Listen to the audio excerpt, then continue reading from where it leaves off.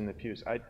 When a priest gets up and just, after an Orlando or a Sandy Hook, and in a kind of reactive way, which is what we've all done, I think, and then you have people walk out in the midst of the sermon,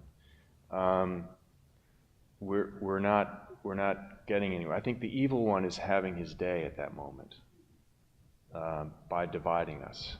So we've got to find ways to have these helpful conversations, do not start with ideology.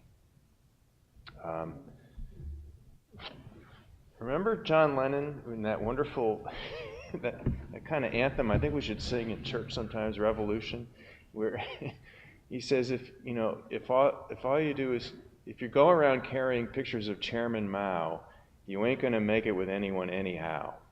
And there is this sense of where we start with this ideology sometimes, and at the expense of having helpful, difficult, relational conversations. I agree with you. It's about relationship, Yeah. really. Tomorrow at St. George's, we will be hosting a program following our third service at 11:30. Little plug. Come and join us. We'd love to have you with us. We're starting an educational series that we started off calling a program on civil discourse. And what we have, and we're still sort of calling it that, but we are tomorrow lifting up a model for engaging in something a little bit different than just civil discourse, in compassionate conversation. So it's slightly different. It's not just about being nice to each other, right. But actually engaging in relationship with each other and building upon what we hold in common, and creating a foundation of safety to be able to express differences of opinion.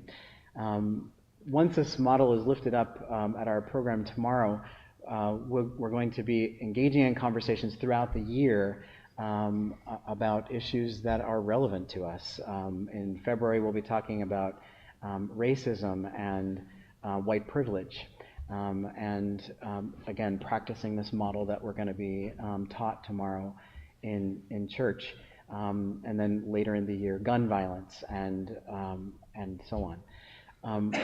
But I think that it really is all grounded in relationship and being intentional about bringing voices that are opposing to the same table, and lifting up what we have in common.